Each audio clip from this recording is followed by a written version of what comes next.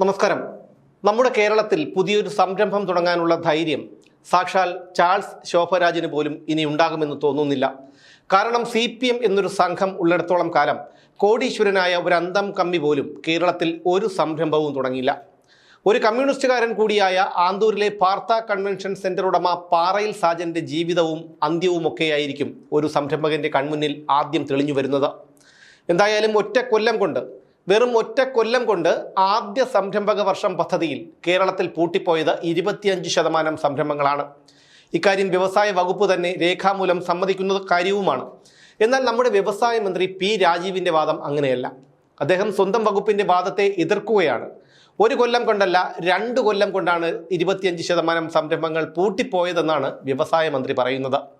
2022 April 1 മുതൽ 2023 March 31 വരെയുള്ള സാമ്പത്തിക വർഷത്തിൽ 1,39,839 സംരംഭങ്ങൾ കേരളത്തിൽ തുടങ്ങിയെന്നാണ് വ്യവസായ വാണിജ്യ ഡയറക്ടറേറ്റ് വിവരാവകാശ നിയമപ്രകാരമുള്ള ചോദ്യത്തിന് മറുപടിയായി നൽകിയ ഉത്തരം. ഇതിൽ 34,874 സംരംഭങ്ങൾ ഒരൊറ്റ കൊല്ലം കൊണ്ട് പ്രവർത്തനം അവസാനിപ്പിച്ചു എന്നും 2024-2025 എന്റർപ്രൈസസ് ഡെവലപ്മെന്റ് എക്സിക്യൂട്ടീവുകൾ വഴി നടത്തിയ സർവേയിലാണ് ഇത്രയധികം സംരംഭങ്ങൾ പൂട്ടിപ്പോയതെന്ന് കണ്ടെത്തിയതെന്നും വിവരാവകാശ രേഖയിൽ പറയുന്നു. ആദ്യ സംരംഭക വർഷത്തിനും സർവേ നടത്തുന്നതിനുമിടയിൽ ഒരു സാമ്പത്തിക വർഷത്തിന്റെ ഇടവേള മാത്രമാണുള്ളത്. ഒരു കൊല്ലം കൊണ്ട് 25% സംരംഭങ്ങൾ പൂട്ടിപ്പോയിട്ടുണ്ടെന്ന് ഇതിൽ നിന്ന് മനസ്സിലാക്കാവുന്നതേയുള്ളൂ. ഈ തെളിവ് പകൽ വെളിച്ചത്തിൽ എന്ന പോലെ കൺമുന്നിൽ നിൽക്കുമ്പോഴാണ് ഇത്രയധികം സംരംഭങ്ങൾ പൂട്ടിപ്പോയിട്ടുണ്ടെന്നത് വാസ്തവമാണെന്നും, എന്നാൽ അത് ഒരു കൊല്ലം കൊണ്ടല്ല മറിച്ച് 2 കൊല്ലം കൊണ്ടാണെന്ന് വ്യവസായ മന്ത്രി തന്നെ തുറന്നു സമ്മതിക്കുകയും ചെയ്യുന്നത്. ഈ വിവരാവകാശം നൽകിയതും അത് വാർത്തയാക്കിയതും മലയാള മനോരമയായിരുന്നു. കൊച്ചിയിൽ DYFIയുടെ സാഹിത്യോത്സവത്തിൽ സംസാരിക്കുമ്പോൾ മനോരമയുടെ വാർത്തയെ രൂക്ഷമായി വ്യവസായ മന്ത്രി P. രാജീവ് വിമർശിക്കുകയും ചെയ്തിരുന്നു. ലോകത്തൊരിടത്തും ഒരു മാധ്യമവും സ്വന്തം നാട്ടിൽ എത്ര സംരംഭം പൂട്ടിപ്പോയെന്ന് വിവരാവകാശ നിയമപ്രകാരം അന്വേഷിക്കില്ല എന്നാണ് മന്ത്രി ആഞ്ഞടിച്ചത്. ഇതൊക്കെ കാണുമ്പോഴാണ് ഈ കമ്മ്യൂണിസ്റ്റുകാർ ചിന്തിക്കുന്നത് തലച്ചോറ് കൊണ്ടാണോ അതോ ആസ്ഥനം കൊണ്ടാണോ എന്ന് തോന്നിപ്പോകുന്നത്. ഇവരുടെയൊക്കെ വിചാരം മാധ്യമങ്ങൾ അധികാരം കൈയാളുന്നവന്റെയും ഭരണകൂടത്തിന്റെയും പിണിയാളുകളാണെന്നാണ്. ഭരിക്കുന്നവർ എന്ത് വിഡ്ഢിത്തം പറഞ്ഞാലും അതിനെ ന്യായീകരിക്കണം, അതിനെ പുകഴ്ത്തി എഴുതണം, പുകഴ്ത്തി പറയണം. ഇതൊക്കെയാണ് അവരുടെ ചിന്ത. കാരണം ദേശാഭിമാനിയിൽ അച്ചടിച്ചു വരുന്നതാണ് യാഥാർത്ഥ്യമെന്ന് ധരിച്ചു വെച്ചിരിക്കുന്നവരിൽ നിന്ന് ഇതിൽ കൂടുതലൊന്നും പ്രതീക്ഷിച്ചിട്ട് കാര്യമില്ലല്ലോ. കേരളത്തിൽ എത്രയോ സംരംഭങ്ങൾ പൂട്ടിപ്പോയിട്ടുണ്ട്. ആ പൂട്ടിപ്പോയതിനു പിന്നിൽ ഒരു മുഴം ചുവന്ന തുണിയുടെ, അതായത് ചെങ്കോണകത്തിന്റെ ഭീകരത മാത്രമാണ് ഉണ്ടായിരുന്നത്. ഒരാളൊരു സംരംഭം തുടങ്ങാൻ ആലോചിക്കുമ്പോൾ തന്നെ തറക്കല്ലിടാൻ ഉദ്ദേശിക്കുന്ന സ്ഥലത്ത് ഡയറിയും കക്ഷത്ത് വെച്ച് ഒരു ട്രേഡ് യൂണിയൻ നേതാവ് എത്തുകയും ഒരു ചെങ്കോണകം കുത്തി നിർത്തുകയും ചെയ്യുന്നിടത്ത് തുടങ്ങും ആ സംരംഭത്തിന്റെ അന്ത്യശ്വാസം വലിയുടെയും സംരംഭകന്റെ ഉറക്കമില്ലായ്മയുടെയും തുടക്കം.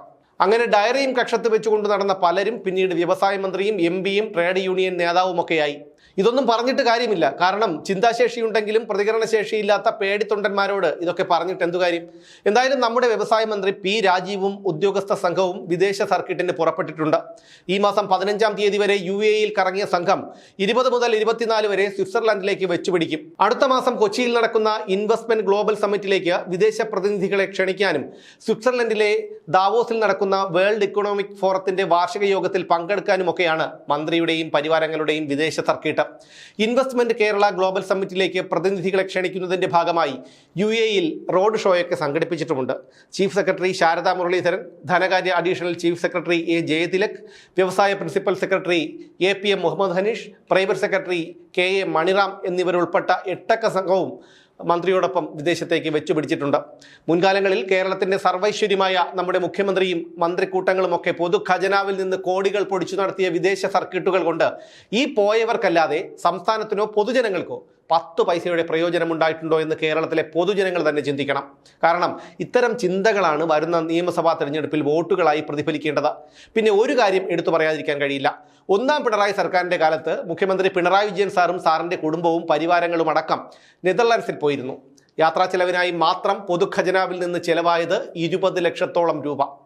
വെള്ളപ്പൊക്കം നിയന്ത്രിക്കാനുള്ള റൂം ഫോർ റിവർ പദ്ധതി സ്വായത്തമാക്കുകയായിരുന്നു ഉദ്ദേശം. റൂം ഫോർ റിവർ പദ്ധതി കേരളത്തിൽ നടപ്പിലാക്കുന്നതിനെ കുറിച്ച് പഠിക്കാൻ മദ്രാസ് IITയെയും ചുമതലപ്പെടുത്തി. അതിന് ചെലവ് 2 കോടി രൂപ. 1,80,00,000 രൂപയോ മറ്റോ കൊടുക്കുകയും ചെയ്തു. എന്തായാലും മദ്രാസ് IITയുടെ പഠന റിപ്പോർട്ട് വന്നില്ലെങ്കിലും റൂം ഫോർ റിവർ പദ്ധതി വളരെ വിജയകരമായി തന്നെ കേരളത്തിൽ നടപ്പിലാക്കിക്കൊണ്ടിരിക്കുകയാണ്. ഒരു ചാറ്റൽ മഴ വന്നാൽ പോലും ഇപ്പോൾ റിവർ ഒഴുകി റൂമിലേക്ക് എത്തുകയാണ് കേരളത്തിൽ പലയിടങ്ങളിലും. എന്തായാലും നമ്മുടെ മന്ത്രിമാരും ഉദ്യോഗസ്ഥ പ്രമാണികളും സുഖിക്കട്ടെ. അവരുടെ ചെലവിനായി നമുക്ക് പിഴകളും നികുതികളും മുടങ്ങാതെ അടച്ചുകൊണ്ടേയിരിക്കാം. ഓരോ ജീവിതവും ഓരോ കഥകളാണ്, വേറിട്ട കഥകളുടെ ഒരു കൂട്ടായ്മ. വേണമെങ്കിൽ നമുക്കതിനെ ഒരു നോവലെന്ന് പേരിടാം. അതുപോലൊരു നോവലല്ലേ നിങ്ങളുടെ ജീവിതവും? എന്താ, ശരിയല്ലേ? നിങ്ങളുടെ അനുഭവങ്ങൾ, കഥകൾ എന്തുമായിക്കൊള്ളട്ടെ, അത് കേൾക്കാൻ DNA ന്യൂസിലൂടെ ഞാൻ എത്തുന്നു. കഥ പോലൊരു ജീവിതം, അതിനായി ഞാൻ നിങ്ങൾക്ക് വേണ്ടി കാത്തിരിക്കുന്നു. നമുക്ക് ഒന്നിച്ച് കാണാം, കുറേ കാര്യങ്ങൾ സംസാരിക്കാം, വേദനകൾ പങ്കിടാം. നിങ്ങളുടെ വിഷയങ്ങൾ, അനുഭവങ്ങൾ അത് ഞങ്ങളെ അറിയിക്കേണ്ട വിലാസം താഴെ കൊടുക്കുന്നു.